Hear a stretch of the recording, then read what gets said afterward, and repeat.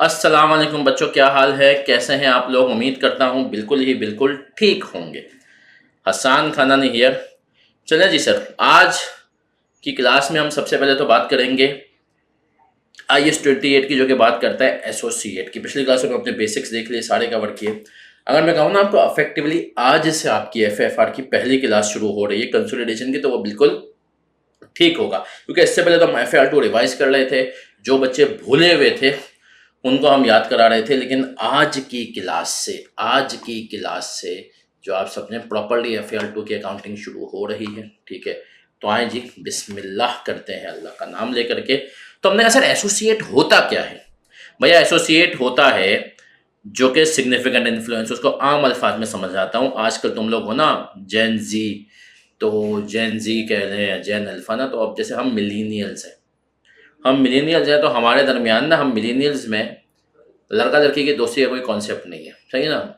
We always feel कि जब लड़का लड़की की दोस्ती होती है तो एक तरफ से दोस्ती से ज़्यादा होता है, ठीक है। ये हमेशा हमें लगता है, मतलब जितनी भी खिंचाई करें, लेकिन ये हम मिलीनियल्स का कॉन्सेप्ट। लेकिन जैन जी में मैंने देखा है कि वो उनकी दोस्तियाँ वाकई में लड़का लड़की की दोस्ती होती है। मेरे हिसाब से आज भी मैं मानता हूँ लड़का लड़की बहुत अच्छे दोस्त नहीं हो सकते। तो में से बहुत सारे डिसएग्री करोगे, बट ये खूबसूरती है किसी भी चीज़ की ना, बट जैन जी करती है। तो अब सिग्निफिकेंट इन्फ्लुएंस क्या होता है? इसको कहते हैं बेस्ट फ्रेंड। सिंपल अल्फाज में एग्जांपल देता हूँ।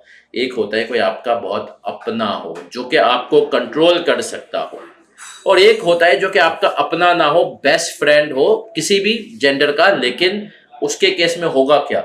उसके केस के अंदर सर उसको आप को कंट्रोल नहीं कर सकता, लेकिन अगर वो आपको कोई बात कहे और आप उसको ना माने तो उसको बुरा लगेगा, और उसका बुरा लगना आपको बुरा लगेगा, मतलब गिल्टी फील होगा आपको कि यार मैं उसकी बात नहीं मान रहा। ये होता है एसोसिएट। सब्सिडरी होती है जिसको आपको बिल्कुल अपना, जिसको आप अपनी बात मनवा सकते हो। एसोसिएट वो होता है जो कि अपना हो करके भी अपना ना हो। बेस्ट फ्रेंड फॉर एवर 20 से 50% इसका होता है सिग्निफिकेंट इन्फ्लुएंस होता है। अब याद रखो, तुम्हें केस स्टडी भी देता है।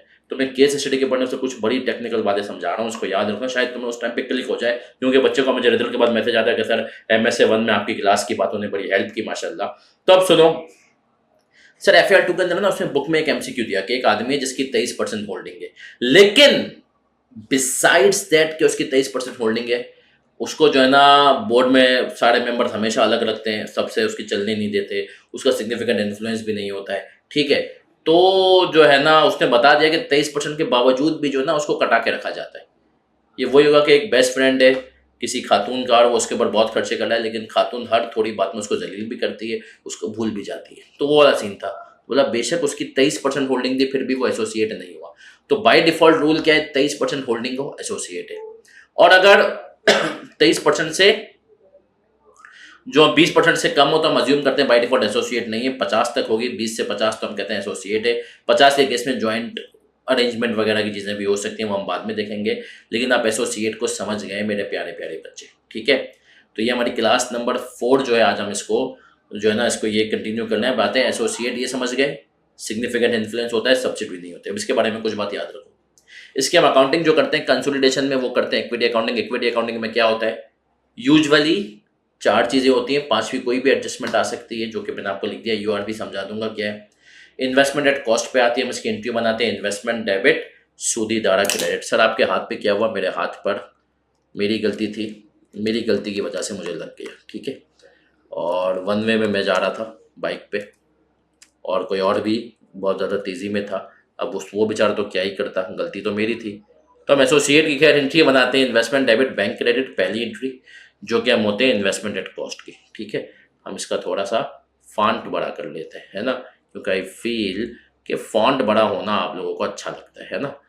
अब आ जाते हैं सर दूसरी दूसरी entry, post acquisition share of profit की हम क्या एंट्री बनाते हैं? एसोसिएट की, इधर भी देख लो मेरा बच्चा, हम इसकी एंट्री बनाते हैं इन्वेस्टमेंट डेबिट, अगर प्रॉफिट होता है तो, ठीक है। और P&L क्रेडिट, या इसको हम बैलेंस शीट का सवाल है तो कह सकते हैं CRE क्रेडिट, है ना।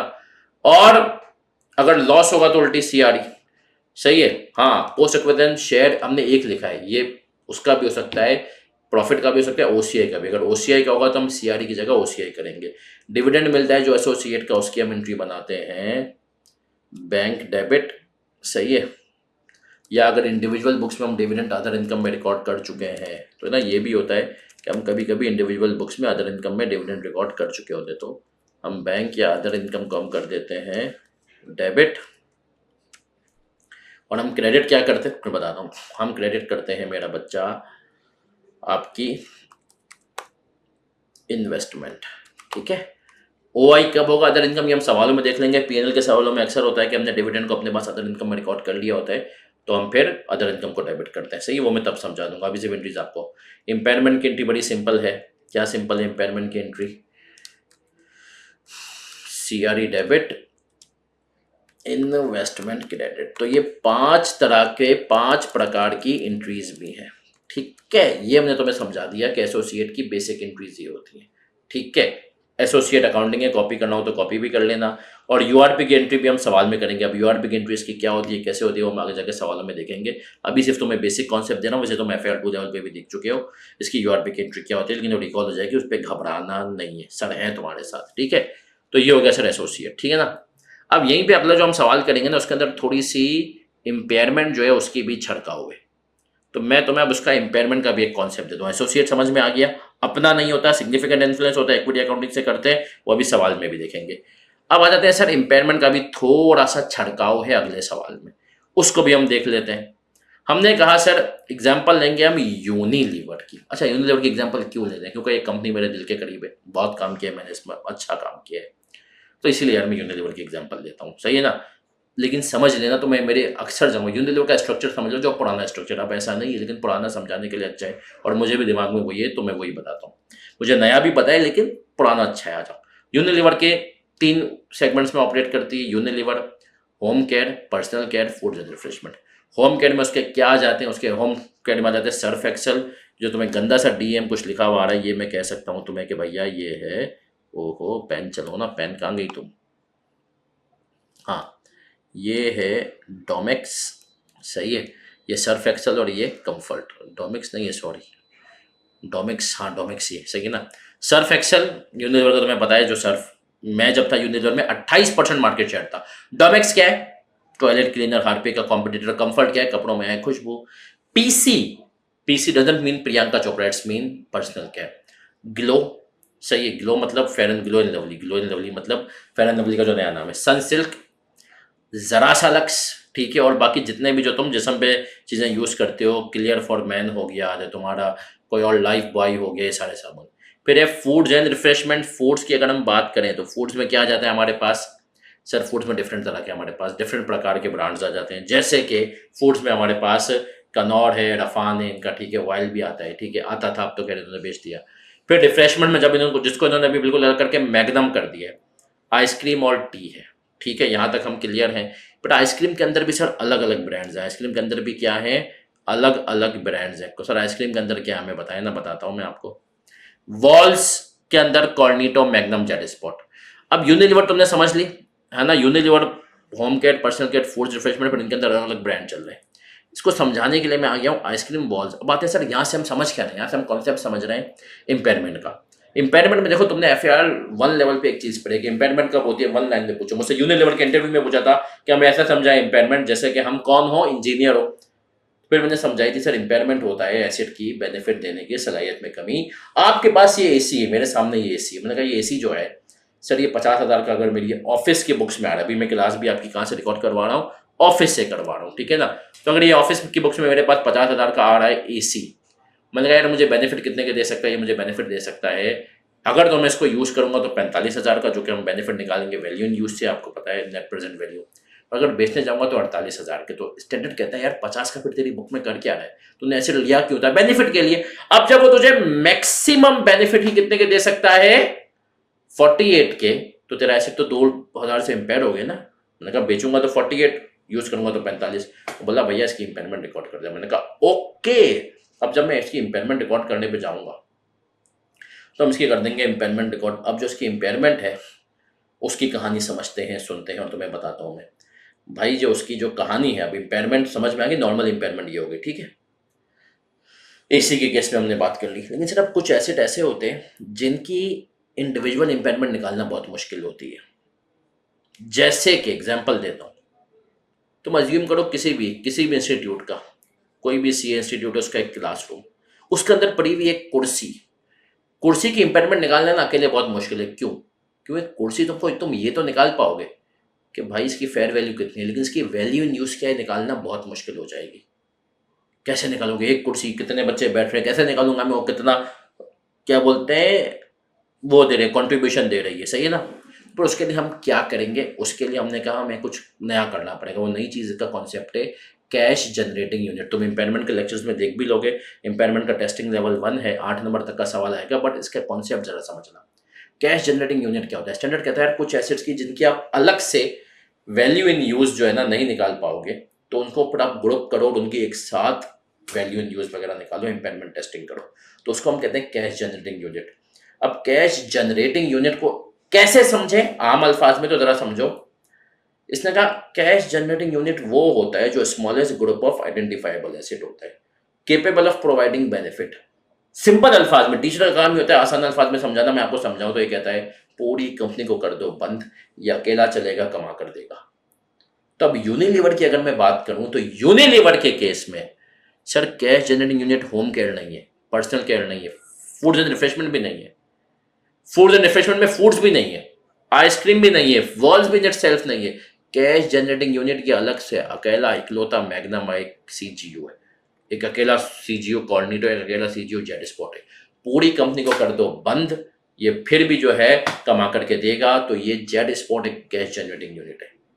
तो जब तुम्हें इंपेयरमेंट इंडिविजुअल एसेट के नहीं निकाल पाओगे तो किसकी निकालोगे? सीजीयू की, कैश जनरेटिंग यूनिट। और जो कैश जनरेटिंग यूनिट होगा वो आपको समझ में आ गया, स्मॉलेस्ट ग्रुप ऑफ एसेट। तो यूनिलीवर के लिए स्मॉलेस्ट क्या है? जेड स्पॉट है। यूनिलीवर के लिए सर्फ एक्सेल एक कैश जनरेटिंग यूनिट है। यूनिलीवर के लिए क्या कैश जनरेटिंग यूनिट है? सर्फ एक्सेल है ना। ये जो सर्फ एक्सेल तुम्हें नजर आ रहा है ये एक सीजीयू। अब जरा समझना, यही कनेक्ट करूंगा मैं। सर्फ एक्सेल कौन बनाता है? तुम्हें मैंने बताया था पहली क्लास में, फतेह भाई अली केमिकल्स, फतेह अली केमिकल्स। तो अब यूनिलीवर के लिए फतेह अली केमिकल्स क्या है? कैश जनरेटिंग यूनिट है। और फतेह अली केमिकल्स एक सब्सिडरी भी है ना। यूनिलीवर की फतेह अली केमिकल्स एक सब्सिडरी भी है और कैश जनरेटिंग यूनिट भी है। मेरे साथ हो अगर हो और रिकॉर्डिंग में सुन रहे हो तो उसको सीसी कर देना, सही है ना। मुझे एक मैसेज करना सीसी, तो मैं समझ जाऊंगा तो मेरे साथ हो, तुम रिकॉर्डिंग सुन रहे हो, ठीक है। तो यहां तक मैं क्लियर हूं, पक्की बात है। अब बढ़ते हैं आगे। जब हमने पढ़ लिया सीजीयू क्या है, तब हम आ जाएंगे अपने सवाल पे। और सवाल मुझे करेगा खोलना पड़ेगा। आ जाओ आ जाओ आ जाओ आ जाओ आ जाओ। ए शख्स, सवाल मैंने कहाँ खोल लिया? सवाल मैंने खोल लिया एज पे, ठीक है। खोल दिया एज भैया पे। और एज पे कौन सा सवाल खोला है? इसका पेज नंबर भी तो हम लिखते हैं 306। जिस बच्चे ने ये बुक बनाई है सतीदान सिंह, ये उसकी मेहनत है ना। हाँ, ये सवाल का नाम है कुदसिया, बानू कुदसिया। सुना है तुमने नाम? बानू कुदसिया। आ जाए। Qudsia limited has investments in 2 companies detailed as below. Manto on 1 January 2010 QL acquired 40 million ordinary share in ML when the retained earning were 150। पहले तो हमने देख लिया डेट्स क्या है, 1 जनवरी 2010। अच्छा, फिर आगे बढ़े। टोटल शेयर कैपिटल कितना था? 500 का 10 रुपए वाला, तो 500 डिवाइडेड बाई 10 कितना हो गया? 50। 40 मिलियन का मतलब क्या है? हमने कितने शेयर एक्वायर कर लिए? हमने 80% एक्वायर कर लिया, ऐसा ये 40 का है ना। ये तुमने दिमाग में, मैंने रिटेन अर्निंग वर 150, सब्सिडी है the fair value of the ML net asset on the acquisition date was equal to their carrying amount. Fair value बिल्कुल बराबर थे किसके? कैरिंग अमाउंट के। मतलब कोई फेयर वैल्यू एडजस्टमेंट नहीं, जिंदगी गुलजार है ना। फिर आ जाते हैं हाली, है ना। हाली तुम्हें पता है कौन है? हाली था अल्ताफ हुसैन हाली, है ना। उसको कभी पढ़ना, कमाल का शायर था, सही है।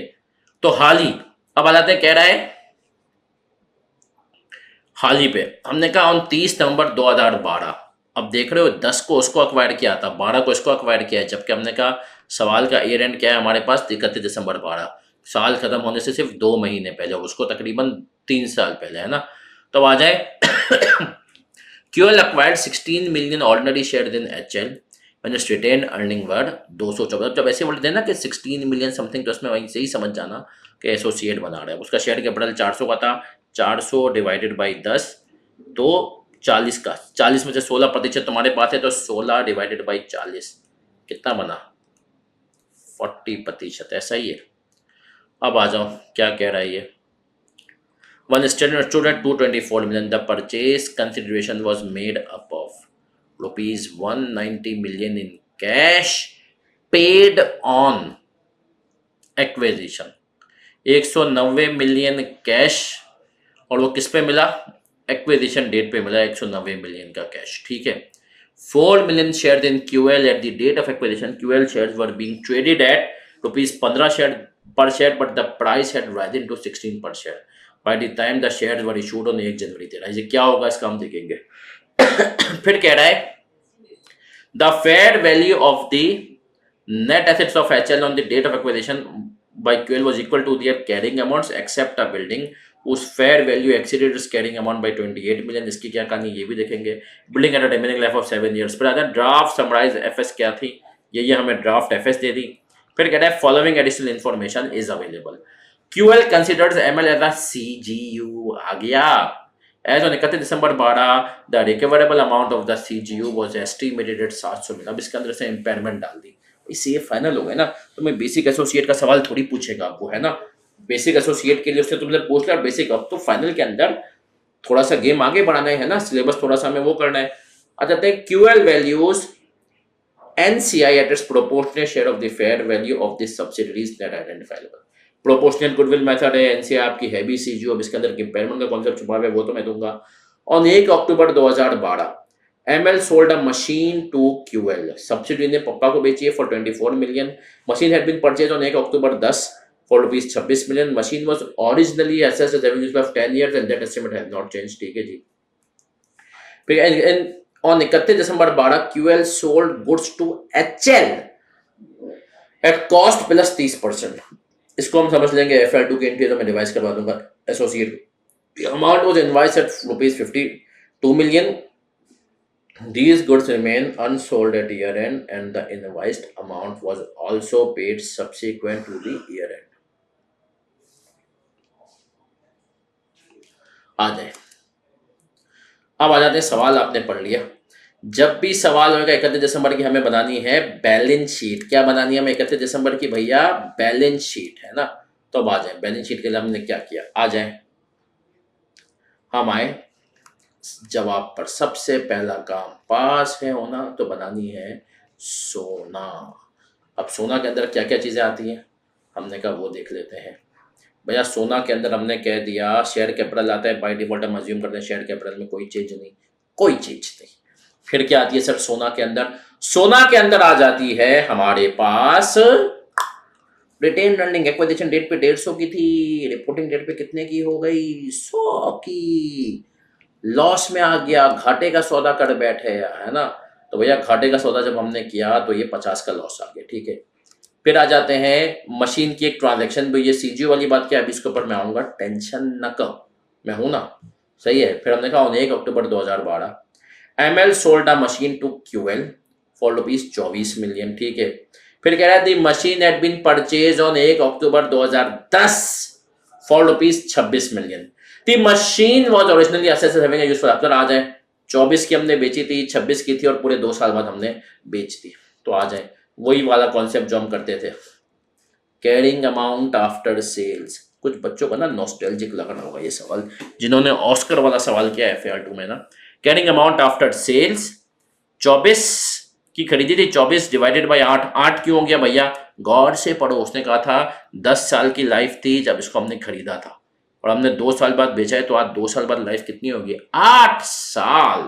तो हमने कहा था कैरिंग अमाउंट आफ्टर सेल्स, सही है।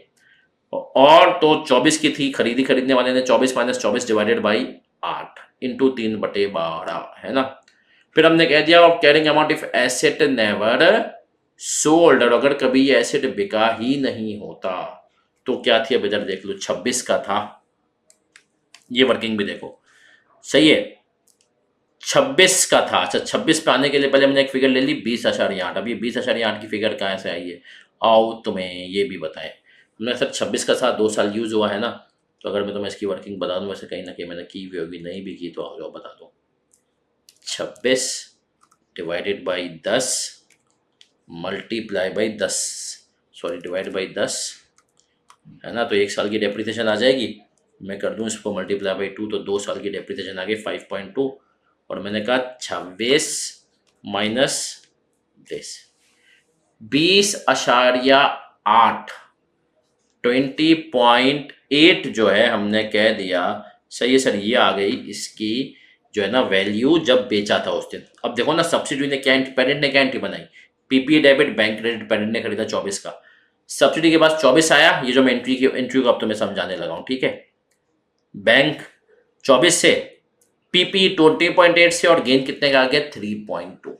सही है, तो ये आ गया हमारे पास। तो अब हम आते हैं कैरिंग अमाउंट आफ्टर सेल्स और carrying amount if asset never sold. कभी नहीं बिका तो वो कितने का हो गया सर, 3.1 का आ गया मेरे पास यूआरपी। 3.1 का मेरे पास क्या आ गया सर, यूआरपी। सही है ना, ये हमने कैसे निकाला, आए इसकी वर्किंग भी जरा देख लेते हैं, है ना भैया। 20.8 माइनस 20.8 डिवाइडेड बाई 8 इंटू 3/12, 20.8 का हमें पड़ा था, 8 साल लाइफ थी 3 महीने की। सही है, अब ये 3.1 किसकी बुक से रिवर्स होगा, बेचने वाले की। और बेचने वाला कौन है, सब्सिडी। सब्सिडी मतलब क्या है, सोना। सोना की जगह आप सब्सिडी रिटेन अर्निंग भी अगर पेपर में एंट्री पूछ ले तो ये कर सकते हैं, डेबिट और पीपी क्रेडिट 3.1। ये एंट्री तो तुम्हें बचपन से पता है ना, बचपन से 1955 है ना, बचपन से। तो मैंने कहा 3.1 की आ गई एंट्री। और कोई एडजस्टमेंट नहीं है जिसका ताल्लुक सोना से, नहीं सर। तो हमने कहा क्या हो गया सर, ये देख लें अगर आप। अब अगर आप यहाँ पर देखेंगे, हो 52,596, और फिर आपने कहा कि सर 650, सही है सॉरी, और 53.1 की नेगेटिव एडजस्टमेंट अब आ गई। अगला काम हम क्या करते हैं, गुड वाली विल निकालते हैं ना सर। क्या निकालते हैं हम, गुडविल। अब आ जाए, हम गुडविल पे आते हैं, और गुडविल की इम्पेयरमेंट निकालने में यहाँ पर एक मस्त शरारत होगी। पहले तो हम आ जाते हैं, फेयर वैल्यू ऑफ इन्वेस्टमेंट कितनी है। ये हमें पता है कि हमने कैश कितना दिया चंटो मंटो को लेने में। सही है ना, अक्वायर्ड किया, उसके इन्वेस्टमेंट के अंदर वैल्यू आ रही है, इन्वेस्टमेंट इन एमएल 630 है ना। और तुमने कहा for fair value of net assets कितने की है, वो भी हम निकाल देते हैं। भैया fair value of net asset तुमने कैसे निकाली, जो नॉर्मल तरीके से है, 650। 520 गुडविल आ गई 110 की। कितनी की आ गई, 110। अब यहां से शरारत शुरू हो रही है सीजीओ की। सब मेरे साथ हो तो लिख दो यस सर, मुझे टैक्स आ जाना चाहिए बाद में। अब सर आ जाए, जब भी ये दरिंदा तुम्हें सवाल में सीए फाइनल लेवल पे, अब देखो बचपन में, और यहाँ पर भी बहुत सारी दफा कह देता है इतनी से गुडविल इंपेयर हो गई। उसका एक और तरीका देगा, वो तुम्हें ना क्या कह देगा कि भैया रिकवरेबल अमाउंट इसका जो है ना इतना था, क्या था कि सीजीयू का रिकवरेबल अमाउंट इतना था। अब यही तुम्हें कुछ इशारा दे रहा है कि गुडविल का मसला आ रहा है मतलब इंपेयरमेंट आ रही है गुडविल की। कैसे, अब आओ बताओ, कॉन्सेप्ट में सब मेरे साथ। इंपेयरमेंट कब होती है, जब carrying amount exceeds recoverable amount. मानते हो, हाँ मानते हैं, है ना। अब आ जाते हैं सर, तुम्हें मैंने एक कॉन्सेप्ट दे दिया कि सीजीओ क्या होता है, स्मॉलेस्ट ग्रुप ऑफ एसेट। तो यहाँ पर हमने कहा, जैसे तुमने यूनिलीवर के लिए फतेह अली केमिकल जो सर्फ एक्सेल बना रही है सीजीओ है, तो उसके लिए भैया ये भी सीजीओ है। मंटो चंटो के लिए मंटो, मतलब इसके लिए सीजीओ है। आ जाए, अब सीजीओ केस में हम क्या करेंगे, सब बच्चे इधर देख लें, कहाँ गए। हाँ, रिकवरेबल अमाउंट 700 था, ऐसा ही है। अब आ जाते हैं सर, यहाँ पर हम एक शरारत करते हैं। अब शरारत क्या करते हैं, आ जाए ना, आपको ये शरारत भी हम समझा ही देते हैं। हमने कह दिया सर, जो इसके नेट एसेट्स नॉर्मल सवाल के हिसाब से रिपोर्टिंग डेट पे कितने के बन रहे थे, 600 के 500 प्लस 100 है ना। अभी यूआरपी वाली एडजस्टमेंट को हटा दो, वो तो कंसोलिडेशन की एडजस्टमेंट है ना मेरा चंदा, उसको हटा दो। उसके अलावा कितने के बन रहे थे इंडिविजुअली, 600 के, है ना। तो अब आ जाए, फिर हमने कहा गुडविल पेरेंट वाली कितने की आई तुम्हारे पास, 110 की। भाई गुडविल भी देखा जाए तो सब्सिडी के एसेट्स का ही हिस्सा है। अगर मैं पेरेंट के हिसाब से देखूं तो बोलेगा यार मेरे पास सब्सिडी के नेट एसेट्स इतने हैं, उसके ऊपर ऑन टॉप ऑफ दिस मेरी गुडविल इतनी है 110। ठीक है, ये पेरेंट वाली गुडविल आ गई। अब यहां पर स्टैंडर्ड ने एक और कॉन्सेप्ट दिया जिसको तुम्हें इंपेयरमेंट में कनेक्ट करोगे जब हम इंपेयरमेंट देखेंगे, लेकिन उसका तुम्हें कॉन्सेप्ट यहां पर भी इंशाल्लाह समझ में आ जाएगा। उसने कहा देखो यार, जब भी भैया बात आएगी ना इंपेयरमेंट की, पूरी सब्सिडी के निकालने की, तो तुम्हें गुडविल जो है ना वो पूरी कंपनी के निकालनी है, खाली पेरेंट की नहीं लेनी। मैंने कहा अगर मेरा गुडविल मेथड फुल होगा तो जिंदगी गुलजार है, अगर मैं फुल गुडविल होता तो मेरे पास जो ये गुडविल आती मैं उसको डायरेक्ट ऐड कर लेता है ना। लेकिन अगर मेरा गुडविल मेथड प्रोपोर्शनेट है जैसे कि इस सवाल में है, तब मैं क्या करूंगा? तब उसने कहा मैं तुम्हें एक हल बताता हूँ। किसने बोला? IS 36 ने। पर तुम एक काम करोगे, तुमने कहा यार 110 तो पेरेंट की गुडविल है ना, और पेरेंट कितने परसेंट रिप्रेजेंट कर रहा है? 80%। ऐसा ही है भाई, 80% की पेरेंट रिप्रेजेंट कर रहा है तो उसकी गुडविल कितनी है? 110। तो अगर तुम इसी हिसाब से एनसीआई की गुडविल निकालो जो कि तुमने रिकॉग्नाइज नहीं की अपने पास, क्योंकि तुम फुल गुडविल मेथड पे नहीं हो, तुम किस पे हो? प्रोपोर्शनेट मेथड पे हो। फिर समझो भाई, रिकवरेबल अमाउंट 700 आ गया, नेट एसेट्स निकाल लिए मैंने 600 के, 500 प्लस 100, कंसोलिडेशन वाली एडजस्टमेंट को इग्नोर करना है क्योंकि वो कंसोलिडेशन के पर्पस के लिए हम करते हैं, वैसे उसका वो ताल्लुक नहीं होता है ना, खाली हमने कहा। फिर हमने कहा सर फिर हम आते हैं गुडविल ऐड कर ली, क्योंकि जब आप इंपेयरमेंट कर रहे हो तो आपने कहा सब्सिडी की गुडविल भी होती है, गुडविल भी तुमने उसमें ऐड कर ली। तुमने कहा सिर्फ पेरेंट वाली ऐड की क्योंकि प्रोपोर्शनेट गुडविल मेथड था, तो ये मिलकर हो गए 710। बस भाई बस।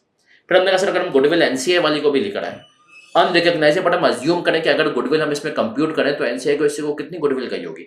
उसको करने का सबसे आसान तरीका है कि भैया अगर तो पप्पा 110 पे है और पप्पा तो पप्पा है ना, और 80% 110 है तो उसका जो 20% नहीं हमने रिकॉर्ड किया वो कितना होगा? तो वो हमने इस फॉर्म निकाला 27.5। तो भैया कैरिंग अमाउंट कितनी हो गई? 737.5। कितनी हो गई? 737.5 की क्या हो गई कैरिंग अमाउंट। ऐसा ही है। अब तुम देखो इम्पेयरमेंट कितने की आ गई। हमने कहा अगर हम गुडविल को मिला लें तो नेट एसेट्स हमारे हो गए टोटल 737.5 के। पेरेंट की गुडविल 110, 600 और अनरिकग्नाइज गुडविल हमने अज्यूम क्या कि हमने कंप्यूट की निकालने के लिए इम्पेयरमेंट के। इम्पेयरमेंट जब निकलेगी तो पूरी कंपनी की इंक्लूडिंग गुडविल निकलेगी। ठीक है, वो कितनी हो गई? 737.5। अब हम आ जाते हैं इम्पेयरमेंट आ गई 37 इसको अगर हम एलोकेट कर दें तो पेरेंट के हिस्से की इम्पेयरमेंट कितनी है? 30। एनसीए की कितनी है? 7.5। अब जो पेरेंट की इम्पेयरमेंट है 30 की, 27.5 तो हमने रिकॉर्ड कर लिया, 7.5 हमने रिकॉर्ड ही नहीं किया, है ना। ओ 27.5 हमने रिकॉर्ड नहीं किया तो उसका हम 7.5 भी इम्पेयरमेंट का रिकॉर्ड नहीं करेंगे। तो जो सिर्फ पेरेंट के हिस्से की इम्पेयरमेंट थी 30 की, वो हमने कहा हमें उसका इम्पैक्ट देना है, तो वो हमने दे दिया। फिर समझाता हूँ, ये ज़्यादा कॉम्प्लेक्स चीज़ है, लेकिन समझ लोगे तुम लोग जीते हो, और तुम लोग ही जीते हो तो मैं समझ में आ जाएगा। इम्पेयरमेंट टेस्ट करनी है सीजीयू लेवल पे। सीजीयू लेवल पे हमारे पास आता है रिकवरेबल अमाउंट, सही है। और फिर हमने कहा जब हमें उसकी वो उसने हमें निकाल कर दे दिया, उसने हमें नहीं डाला कि वैल्यू न्यूज़ कितनी है, fair value less cost of sale कितनी है। पर हमने उसने कहा कि जब सब्सिडरी है तुम्हारा सीजीयू, जैसे यूनिलीवर के फतेह अली केमिकल्स है, यहाँ पे मंटो है, तो तुम उसके नेट एसेट्स उठाओगे रिपोर्टिंग डेट पे, पेरेंट के हिस्से की गुडविल निकालोगे। अगर फुल गुडविल मेथड है तो उसको एज इट इज डाल दोगे, Zindagi Gulzar, net assets plus full goodwill. लेकिन अगर प्रोपोर्शनल गुडविल मेथड है जैसे कि इस सवाल में है, तो क्या करोगे? 110 तुमने कह दिया पेरेंट वाली, और गुडविल एनसीआई की कितनी होगी? 27.5। टोटल तुम्हारे पास कैरिंग अमाउंट ऑफ गुडविल हो गई 737.5। ठीक, और कैरिंग अमाउंट ऑफ एसेट, ठीक है ना। अब तुमने एनसीआई गुडविल प्रोपोर्शनेट में कैसे निकाली? 80% पेरेंट के तो 20 कैसे होगी? ठीक है, 37.5 की तुम्हारे पास आ गई इम्पेयरमेंट। इम्पेयरमेंट तुमने एलोकेट कर दिया 30 और 7.5, 80 और 20 के रेशो में। अब जो 30 तो तुमने रिकॉग्नाइज किया उसकी है, 7.5 क्या है? अनरिकॉग्नाइज की है। 7.5 क्या है? अनरिकॉग्नाइज जो है गुडविल, उसी में से तुमने कहा इम्पेयर हो गई। तो अब देखा जाए तो इस वक्त एनसीआई की जो अनरिकॉग्नाइज गुडविल है वो 20 की है, जिसको हम रिकॉर्ड नहीं करेंगे क्योंकि प्रोपोर्शनेट पे खाली हमने वर्किंग की पेरेंट के हिस्से की 30 की इम्पेयरमेंट निकालने पे। ठीक है, तो ये आ गई इम्पेयरमेंट। गुडविल 110 में से इम्पेयरमेंट माइनस हो गई 30 की। गुडविल बैलेंस शीट पर जाएगी 80 की। कितने की जाएगी? 80 की। यहाँ तक मैं क्लियर हूँ? नहीं हूँ तो एक दफ़ा फिर से देखो, नहीं हूँ तो मुझे ऑडियो भेजो, मुझे भेजो या सतीदान सिंह को भेजो, मेरा जो टी है। ठीक है, अब आ जाते हैं सर एनसीआई पे आते हैं। भैया एनसीआई को निकालने के तरीके क्या है हमारे पास? एनसीआई एक्विजिशन हमने निकाल दिया, फिर हमने उसको कहा उसका पोस्ट एक्विजिशन शेयर कितना होगा, सही है। और दूसरा तरीका क्या है कि आपने सिंपल 596.9 का आप दे दें उसको 20% शेयर, तो भी आप यहीं पे पहुंचेंगे। ठीक है, अगर हम देखें, और हमने वही दो तरीके से जो निकालते हैं, प्रेजेंट और पोस्ट। ठीक है, तो हमने कहा 119.38। क्या हम क्लियर है यहाँ तक? क्या हम क्लियर है यहाँ तक? तो कह दें सीसी। अब आ जाए, अब आ जाए, अब आ जाए, आ जाए, आ जाए, आ जाए, आ जाए, आ जाए। अब हम एक काम करने जा रहे हैं, ठीक है। सब बच्चे देखेंगे इधर।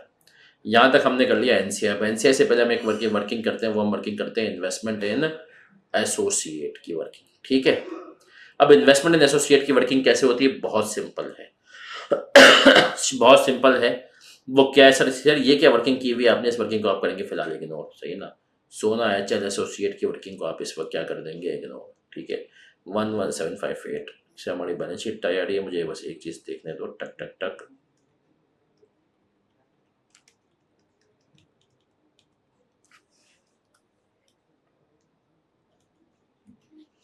इस वर्किंग का हमें इम्पैक्ट नहीं लेना है।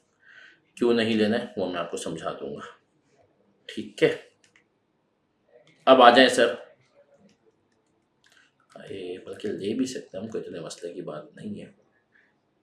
हमें खाली प्रॉफिट का डिफरेंस लेना था ना। चलो इसके लिए वर्किंग करने की, अच्छा आ जाए मैं आपको, सर आ जाए इन्वेस्ट। आप एसोसिएट में हमेशा सोना नहीं बनाएंगे, सही है। ये सिर्फ समझाने के लिए पहले सवाल में हम बना लेते हैं। आ जाए कॉस्ट कितनी है, ये हमारे पास आ गई। कहाँ आई, अभी आ गई, कहाँ गए। मैं इतना हसीन हूँ, बार बार अपने आप को देखता हूँ, है ना। आ जाए, हमने कहा कि सर हमारे पास आ गए इन्वेस्टमेंट इन एसोसिएट के लिए एचएल। एचएल की हमें उसने बता दिया 190 की, लेकिन 190 का मतलब क्या है, खाली ये 190 कैसे रिकॉर्ड कर रहे हैं, तो उसने हमें बता दिया कि भाई 190 तो मैंने कैश में पे किए, उसके अलावा मैंने शेयर्स भी तो इशू किए हैं, 4 मिलियन शेयर्स, है ना। शेयर्स 1 जनवरी 2013 को इशू किए। उस टाइम पे वैल्यू कितनी थी, 16। मैंने जब किया तो कितनी थी भैया, 15। तो सर मैं क्या करूँगा, इन शेयर्स को रीवैल्यू करूँगा, नहीं। अब यहाँ पे याद रखना है, जिस दिन तुम्हारा सौदा हुआ है ना, उस दिन की शेयर्स की वैल्यू थी वो होगी 15, क्योंकि जो सामने वाली पार्टी ने तुमसे शेयर्स एक्सेप्ट किए होंगे वो उसी दिन की वैल्यू पे किए होंगे ना। वैल्यू कुछ भी हो, आगे जाके चेंज तुम्हारी बला से। तो तुमने कह दिया 190 अपनी जगह, तो सिंपल सी बात की 15 को मल्टीप्लाई कर दिया 4 मिलियन शेयर से, ये हो गया तुम्हारे पास 250। 190 प्लस 60 250, 190 प्लस 60 250, ठीक है। ये तुम्हारी कॉस्ट आ गया। अब आ जाते हैं share of profit of associate, इस पे आ जाते हैं। हमने कहा सर भैया एसोसिएट का सीन क्या है, हम एसोसिएट पे आए। हमने कहा सर हमारे पास को निकालने का तरीका कैसे है, तो हमने कहा एक ही तरीका एसोसिएट को निकालने का, वो है कि हम देखें एक्विजिशन डेट पर उसकी रिटेन अर्निंग कितनी थी। तो उसने हमें बता दिया है कि भैया एक्विजिशन डेट पे रिटेन अर्निंग 224 की थी, ठीक है। और आज कितनी है, हमने कह दिया 240 की। तो डिफरेंस कितने का आ गया, 6.4, ओ सॉरी है ना। डिफरेंस कितने का आ गया हमारे पास, अगर हम गौर से देखें इन दोनों की वर्किंग को ना, भाई 16 का, 240 224 16 का। लेकिन मैं अगर पेपर में होता तो शायद मैं 16 नहीं बनाता इसकी, मैं डायरेक्ट 240 माइनस 224 करता और 16 का डिफरेंस ले लेता। सोना सिर्फ आपको समझाने के लिए पहले सवाल बनाए, हम आगे वाले सवालों में हम ये भी नहीं बनाएंगे, ठीक है। अब सर 1 मिनट रुके, एक चीज़ आपने नहीं बताई, इसका क्या करूँगा, इग्नोर करेंगे। कुछ टीचर इसकी भी कंप्यूटेशन करा देते हैं सब्सिडी के तरीके से, लेकिन मेरे शहजादों शहजादियों तुम्हें इसको इग्नोर करना है। क्यों इग्नोर करना है, क्योंकि सर हमें आईकेप को फॉलो करना है। स्टैंडर्ड यहाँ पर खामोश है कि इसके एसोसिएट के नेट एसेट्स में अगर कोई इजाफी या कमी हो जाए तो हम क्या करें, तो हम आईकेप को फॉलो करते हैं। और आईकेप माशरे कहता है, आईकेप ने अपने सोल्यूशन में इसका कुछ नहीं किया तो हम भी कुछ नहीं करेंगे, ठीक है। एक रूल याद रख लो, मेरी और आईकेप के ट्रीटमेंट में फर्क करो। तो मैं ये ना कहूँ ना कि आईकेप ने गलत किया है, मैं कहूँ कि तुम ये भी कर सकते हो आईकेप वाला और मेरा वाला भी कर सकते हो, तो मेरा वाला दीवार पे मारना और आईकेप वाला देखना। क्योंकि भाई तेरे पेपर मैं चेक नहीं करूंगा, कौन चेक करेगा, आईकेप। तो आईकेप को देखो ना। अब आ जाते हैं, क्या हम यहाँ तक क्लियर है। फिर हम आ जाते हैं सर आगे। अब एसोसिएट ने ना कुछ खरीदो फरोख्त भी हुआ है। पेरेंट ने एसोसिएट को गुड्स बेचे cost plus 30%। The amount was invoiced at was invoiced for 52 million. These goods remained unsold at year end and the invoiced amount was also paid subsequent to the year end. अब आ जाओ, associate ने goods बेचे हैं कितने के, URP on inventory 4.8 की working पे हम आ जाते हैं। कहाँ है भैया, बहुत सिंपल है। अब जब एसोसिएट बेचेगा ना गुड्स, उसको किसको, तो हमने शायद पिछले सवाल में देखा था, नहीं देखा था, एक्स लिमिटेड में एसोसिएट वाली कोई कहानी थी, नहीं थी, मुझे याद दिलाओ। एसोसिएट तो बल्कि था ही नहीं ना एक्स, उसमें एक्स के अंदर ऐसा ही है। एसोसिएट तो था ही नहीं, ठीक है। तो हमने कहा एसोसिएट था ही नहीं, तो यहाँ पे तो मैं एसोसिएट मैंने समझा भी दिया। उसकी कोई कहा तो मैं तुम्हें बता देता हूँ कि एसोसिएट के जब हमें गुड्स बेचता है तो तरीका कार क्या होता है। नॉर्मल तरीका वही जो सब्सिडरी का होता है, ठीक है। कैसे, हमने कह दिया भैया 52 कहते कॉस्ट प्लस 30% पे था, तो हमने कह दिया कि अगर हमें इसका URP निकालना हो तो हम कैसा निकालेंगे। हमने कह दिया यहाँ पर थोड़े से मुश्किल तरीके से निकाला हुआ है 4.8, हम इसको थोड़े आसान तरीके से भी निकाल सकते हैं। कैसे आए, 52 में से माइनस किया, 52 डिवाइड बाई 1.3 उसका 0.4 दिया। हम इसका एक और मेथड भी कर सकते हैं, वो ये है, वो क्या है, वो ये है 52 डिवाइडेड बाई 1.3 इन, ओहो क्या हो गया, इंटू 0.3 इंटू 0.4। अब ये फिगर में कैसे लाया, मैंने कहा देखो 52 का टोटल था, ये कॉस्ट है, हमने इसका वही फॉर्मूला के जो हम बचपन से करते हैं कि भैया amount given multiply by percentage of amount required divided by अपना जो है ना, sorry amount given divided by total जो है ना amount, percentage of amount given multiply by percentage of amount, सही ना रिक्वायर्ड। फिर रिपीट कर देता हूँ फार्मूला, एक फार्मूला बचपन से तुम लोग करते हैं, शायद तुम लोगों को याद नहीं होगा। प्रॉफिट निकालने का अमाउंट या कोई भी मिसिंग फिगर निकालने का अमाउंट गिवन, सॉरी यार मेरे हाथ पे थोड़ा लगा हुआ है तो इसलिए ऊपर नीचे निकल जाते हैं। हमने कहा amount given divided by percentage of amount given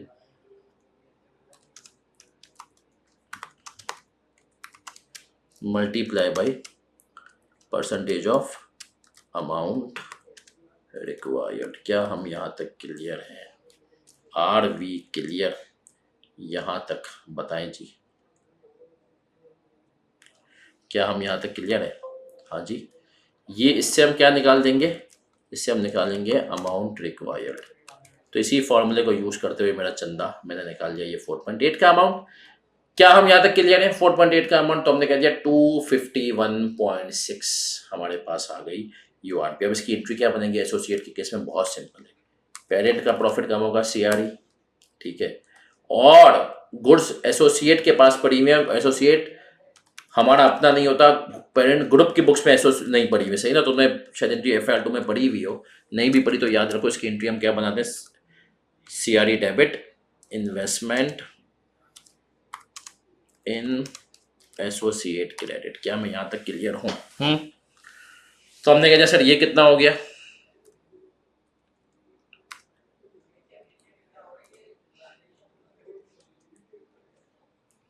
क्या मैं यहां तक क्लियर हूं मेरे शहजादे और शहजादी हूं? CRE debit investment associate credit कैसे निकाला? ऐसे निकाला, ठीक है। URP इन्वेंट्री की हमने और इसकी एंट्री बनेगी। अच्छा अगर तो ये पेरेंट बेचता ना, पता है मैं क्या करता, CRE डेबिट इन्वेंट्री ओ एसोसिएट पेरेंट को बेचता, क्योंकि अब गुड्स इन्वेंट्री मेरे पास है तो मैं CRE डेबिट करता, इन्वेंट्री क्रेडिट करता। लेकिन अब यहाँ पर गुड्स किसके पास है? CRE डेबिट इन्वेस्टमेंट इन एसोसिएट क्रेडिट एसोसिएट के पास है। तो मैं रिकॉल कर पाओगे FR2 से। ये सिर्फ मैं इसीलिए उन बच्चों को कराता हूँ जो काफ़ी गैप के बाद FR2 के जब CA फाइनल में आते हैं तो वो पढ़ते हैं, उनके लिए मैं इतनी डिटेल में जाता हूँ एंट्रीज की। कुछ बच्चे शायद जिससे बोर्ड भी हो जाए रिसेंट वाले, तो बोर्ड नहीं होना भाई, सबको देखना होता है, ठीक है। तो ये मैंने एंट्री बना दी, इसका इम्पैक्ट CRE में भी चला गया। अब याद रखना जब भी एसोसिएट होगा मुझसे पहले CRE से पहले एसोसिएट की वर्किंग करेंगे। ये मैंने कर ली वर्किंग। अब आ जाओ छा जाओ, अब हम आ जाएंगे CRE की वर्किंग। भैया CRE कहाँ गई? CRE where are you? अब आ जाते हैं इसमें। हमने कहा पेरेंट्स रिटेन अर्निंग कितनी है? 2900। कहाँ गिवन? सवाल में गिवन, तुम्हारी आंखों के सामने नजर आ रही है तुम्हें, है ना। फिर हमने कहा पोस्ट एक्विजिशन शेयर कहाँ गिवन? सवाल में गिवन। हमने कहा सर ये रहा, है ना, K45, और K45 पे क्या है? 53.1 का लॉस है, तो उसका 80% हमें मिल गया, है ना। इम्पेयरमेंट तुमने निकाल ली 3 पॉइंट की, URP की एंट्री तुमने अभी देखी, सही है ना, और एसोसिएट का शेयर ऑफ प्रॉफिट तुम्हारे पास आ गया, पेरेंट के पास, है ना। उसकी एंट्री क्या बनती है एसोसिएट की? तुम्हें बताया था अभी मैंने वर्किंग के दौरान जब मैं एसोसिएट को समझा रहा था, क्या एंट्री बनाई थी मैंने तुम्हें उसकी एसोसिएट की। इधर देखो, आ जाओ,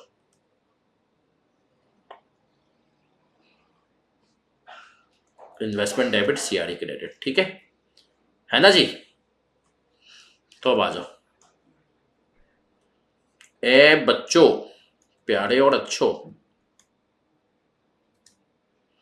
हमने कह दिया पोस्ट एक्विजिशन शेयर आ गया, URP इन्वेस्टमेंट इन वो आ गई, और YMS 282972 से आ गई। अब हम जाते हैं, हमने कहा सिर्फ हम बैलेंस शीट में सारी चीज़ें डालेंगे और मुस्कुराएंगे।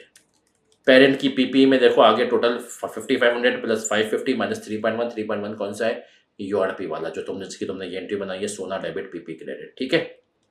इन्वेस्टमेंट एसोसिएट तुमने अभी निकाली 251 पॉइंट उसकी है ना, क्लियर है।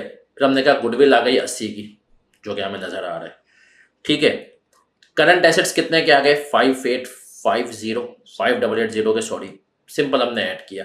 गुडविल 80 की कहाँ से आई, इन दोनों का डिफरेंस अगर तो तुम गौर से देखो, ये मेरे ख्याल में यहाँ पर निकला हुआ है, ये काला हुआ है और वाइट हुआ है शायद, ये ना, इसको हम कर देते हैं 80 की, ठीक है गुडविल। इसकी वर्किंग सीजी वाली यहाँ पर ये इंपॉर्टेंट थी। फिर हम क्या आ गए,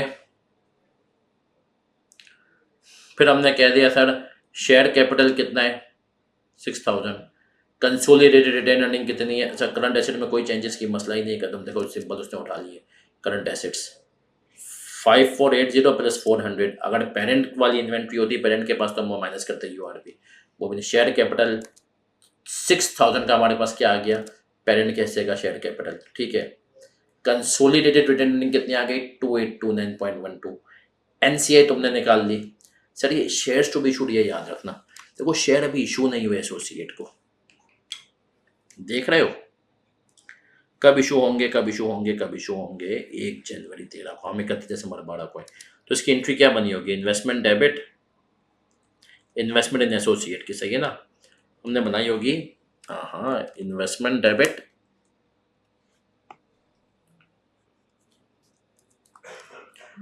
और कैश क्रेडिट और शेयर्स टू बी इशूड, सही है ना। तो इन्वेस्टमेंट 250, ये कितने से होगा 190, और ये कितने से होगा 60। क्या हम क्लियर हैं, हाँ जी, अगर हम क्लियर हैं तो मुझे बताएं जी। तो ये हमने एंट्री बना दी, सही है। तो सर ये हो गया सवाल। अब इस पूरे सवाल को एक छोटा सा हम कर देते हैं, ताकि अगर आपको एक साथ सवाल को कॉपी करना हो, देखना हो, तो वो भी आप देख लें, है ना। पूरा सवाल आपकी स्क्रीनों के सामने है, छोटा करके, बड़ा करके देखना हो तो मैं आपको पता है ड्राइव में आपका हैंड आउट वगैरह सारी चीज़ें सेव हो रही होती हैं। तो इसको अगर हम नाम भी दे दें, या हमारी क्लास का नाम इसमें गलत आ रहा है क्लास 2, हम इसको नाम दे दें क्लास 3 एंड 4, है ना। आज हमारी चौथी क्लास हो गई अल्हम्दुलिल्लाह कंसोलिडेशन की। सही है सर। तो ये हमने सवाल किया, इसमें हमने क्या किया, सीजीयू का कॉन्सेप्ट दिया, स्मॉलेस्ट जनरेटिंग यूनिट यूनिलीवर के एग्जांपल से समझाते हैं, जेड स्पोर्ट्स के लिए सीजीयू है, फतेह अली केमिकल सीजीयू है। इक्विटी अकाउंटिंग देखिए एसोसिएट में हम क्या करते हैं, फिर हमने एक सवाल कर लिया कुत्सिया वाला, सही है। अब आज की क्लास के हम आ जाते हैं स्टोरी टाइम पे। सर आज की क्लास का स्टोरी टाइम क्या आ जाए उसके ऊपर बात करते हैं। सर आज मैं बात करूंगा फर्म में तुम्हें इंडस्ट्री में कहीं भी आर्टिकल्स कर लो तुम्हें कैसे ग्रो होना है। तो भाई फर्म और इंडस्ट्री में कहीं भी तुम आर्टिकल्स कर रहे हो तो उसकी ग्रो होने का एक ही तरीका है। वो एक तरीका क्या है वो तुम्हें बता देता हूँ सर। वो एक तरीका है अपने आप को रिस्पॉन्सिबल बना लो। क्या मतलब, जो तुम्हारे सीनियर्स हो ना वो तुम्हें काम देना तो उनको ये टेंशन ना हो कि ये काम होगा ये नहीं होगा। अपने आप को अगर तुमने बना दिया रिस्पॉन्सिबल, तुम यकीन मानो फर्म में बहुत नाम कमाओगे। सिर्फ फर्म में नहीं, और फर्म में नाम का फायदा क्या होता है या इंडस्ट्री में नाम का, सर लोग तुम्हें देर तक याद करते हैं। तुम्हारी मदर ऑर्गेनाइजेशन होती है, तुम यहाँ पे 3-3.5 साल गुजारते हो, जब तुम बच्चे से लेकर बड़े हो जाते हो तुम्हारा इम्पैक्ट होता है ना फर्म में। देखो माशाल्लाह मेरी फर्म में माशाल्लाह 70 के करीब लोग हैं, सही है ना। अभी हो सकता है आगे जाके जब बच्चे देखें इंशाल्लाह और बढ़ जाए इंशाल्लाह। और फर्ग्यूसन में, KPMG में, या कहीं तुम यूनिलीवर में जाते हो वहाँ पर बहुत सारे लोग होते हैं।